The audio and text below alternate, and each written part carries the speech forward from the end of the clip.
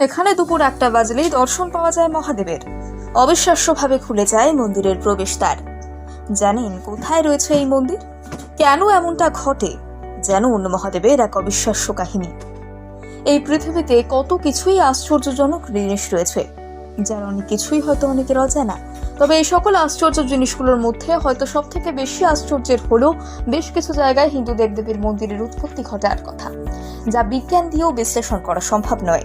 যেমন মাঝ সমুদ্রে ডুবে থাকা মন্দিরের কথা শুনেছেন কখনো? হয়তো শোনেননি। তাহলে আর দেরি না করে আসুন শোনা যাক সেই কাহিনী। এটি একটি শিব মন্দির।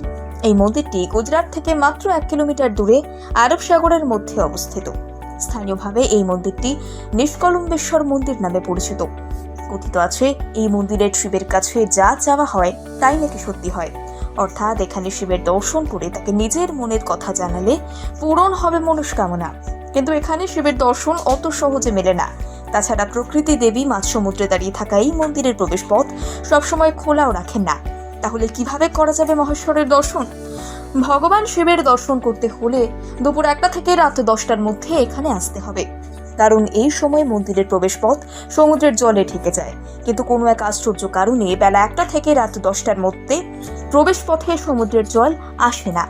আর কেবল তখনই দর্শনার্থীরা এই মন্দিরে পায়ে হেঁটে প্রবেশ করতে পারেন, ভগবান শিবের পুজো দিতে পারেন। জোয়ারের সময় মন্দিরটি ফের জলের তলায়।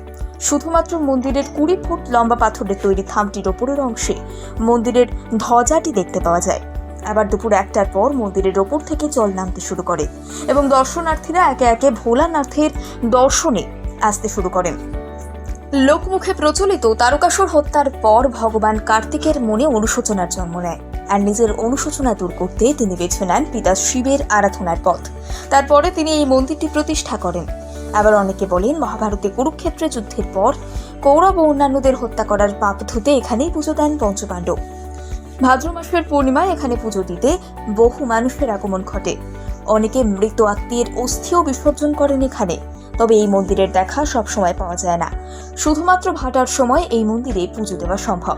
সত্যি বলতে ভগবানের এই অপরিসীম লীলা খেলা এক অপূর্ব নিদর্শন এই মন্দির।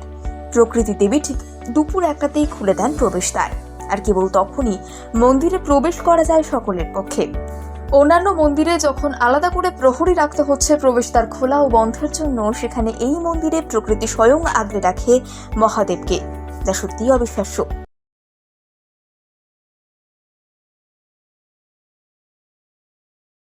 এখানে দুপুর 1টা বাজলেই দর্শন পাওয়া যায় মহাদেবের। অবিশ্বাস্যভাবে খুলে যায় মন্দিরের প্রবেশদ্বার। জানেন কোথায় রয়েছে এই মন্দির, কেন এমনটা ঘটে? জানুন মহাদেবের এক অবিশ্বাস্য কাহিনী। এই পৃথিবীতে কত কিছুই আশ্চর্যজনক জিনিস রয়েছে, যার অনেক কিছুই হয়তো অনেকের অজানা।